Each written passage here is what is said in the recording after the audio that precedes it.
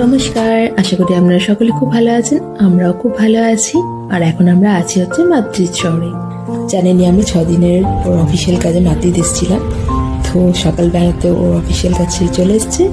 এবার আমরা বিকালবেলায় দুজনে রেডি হয়ে বেরিয়ে পড়েছি। আজকে ভেবেছি মাদ্রিদ শহরে কেন্দ্রবিন্দু মানে সিটি সেন্টারটা ঘুরে দেখবো, এর সাথে আপনাদেরকেও দেখাবো।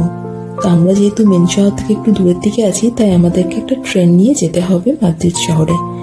তো এখানে ট্রেন পরিষেবা নেওয়ার জন্য আপনারা এসে স্টেশনে টিকিট কেটে নিতে পারবেন। এই যে টিকিটটা দেখছেন, এটা আসলে টিকিট না, এটা একটা কার্ডের মতো। এটা 2.5 ইউরো দিয়ে আলাদা করে আমাদেরকে কাটতে হবে। এবার তারপরে প্রত্যেকবার আপনি যেদিকে যেতে চান তার জন্য 1.5 ইউরো করে প্রত্যেকটা টিকিট এই কার্ডে রিচার্জ করে নিতে হবে।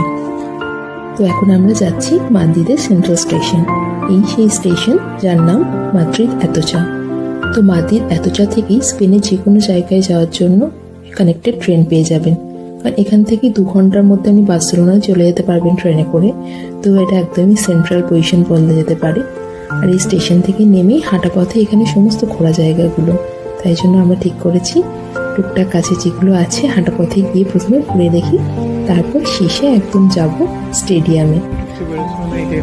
চলো।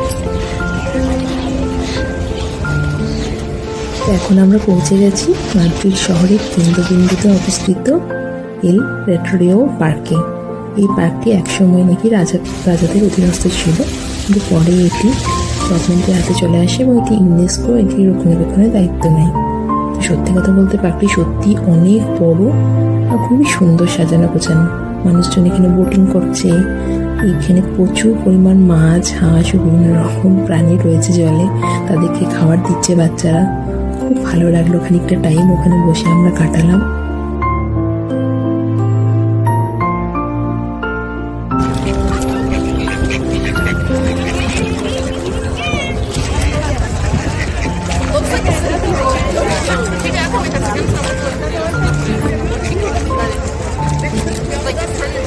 এই জলাশয়টায় যে এত মাছ আছে বোঝাই যাচ্ছিল না। দেখুন কত মাছ। আর বাঙালিদের তো মাছের সাথে একটা আলাদাই ভালোবাসা। এখানে বাচ্চাগুলো আসলে পপকর্ন খাবার এসব দিচ্ছিল, আর মাছগুলো এক জায়গায় এসে তাই জমায়েত করেছিল, আর আমরা দাঁড়িয়ে দাঁড়িয়ে তাই উপভোগ করছিলাম। এটা পার্কে হাঁটতে হাঁটতে দেখতে পেলাম ফলিং অ্যাঞ্জেল স্ট্যাচু। ঘুরতে ঘুরতে পার্কে অন্যদিকে আমরা চলে এসেছি এখন। এটা হচ্ছে ক্রিস্টাল প্যালেস। আসলে এটা নতুন করে আবার তৈরি করা হয় ফ্রেঞ্চ আর্টিস্টদের দ্বারা। এমনভাবে সুন্দরভাবে তৈরি হয়েছে যে আলো একদিক থেকে ঢুকে অন্যদিকে রিফ্লেক্ট হয়ে বেরোবে। খুবই সুন্দর লাগছিল যখন সূর্যের আলো ওখানে পড়ছিল। আর এই যে দেখুন সামনের পুকুরটাতে কত প্রাণী, এত সুবিশাল এই পার্ক যে ঘুরতে ঘুরতে আমাদের প্রায় সন্ধ্যা হয়ে গেছিল, 8:30 9টা বেজে গেছিল। আমাদের একটু খিদেও পাচ্ছিল, তাই কাছাকাছি একটা দেশি দোকানের খবর পেয়ে আমরা সেই উদ্দেশ্যেই রওনা দিয়েছি। আর দেখুন সেদিন স্পেনের খেলা চলছিল কেমন।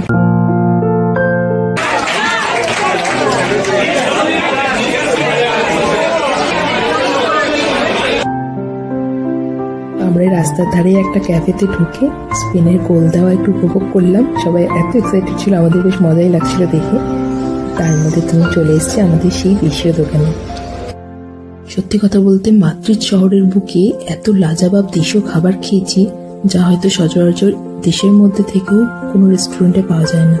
তো আমরা প্রচন্ডভাবে তৃপ্ত হয়েছি ওনাদের রান্না বান্না, বিহেভিয়ার সবকিছুতে। আমি তো রেকমেন্ড করবো যারাই মাদ্রিদ ঘুরতে যাবেন বা যারা মাদ্রিদে থাকেন তারা অবশ্যই এই দোকানে গিয়ে খাবার টেস্ট করে আসতে পারেন। বলো মাদ্রিদে দেশি খাবার কেমন লাগছে? দেশি খাবার আমার সব জায়গাতেই ভালো লাগে। রান্নাটা ভালোই না? রান্নাটা ভালোই হয়েছে। চাটনিগুলো হেভি লেগেছে।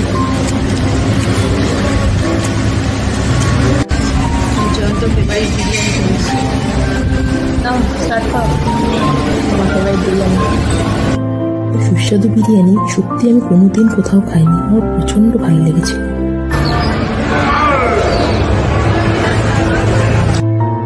তো খাওয়া দাওয়া করে আমরা বেরিয়ে পড়েছি আমাদের লাস্ট স্টপ, লাস্ট ডেস্টিনেশন, সেটা হচ্ছে রিয়াল মাদ্রিদ স্টেডিয়াম দেখতে যাব।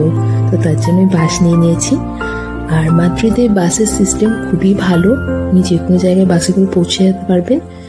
আর বাসের টিকিট কাটার জন্য আপনাদের কোনো রকম চিন্তা নিতে হবে না। আমি বাসে চেপে বাসের ড্রাইভারকে বলবেন, ওনাদেরকে ক্যাশ দিয়ে দেবেন, ওনারা আপনাকে টিকিট দিয়ে দেবে।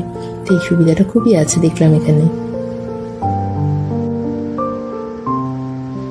রাতের মাদ্রিদ শহর এত সুন্দর লাগছে দেখতে, ঝাঁ চকচকে শহর, এত বড় বড় বিল্ডিং, খুব সাজানো গোছানো, দেখতে মনে হচ্ছে ঐতিহাসিক স্থাপত্য কিন্তু বর্তমানের রূপে দাঁড়িয়ে আছে। আমার তো খুবই ভালো লেগেছে রাতের মাদ্রিদ শহর ঘুরে দেখতে এভাবে।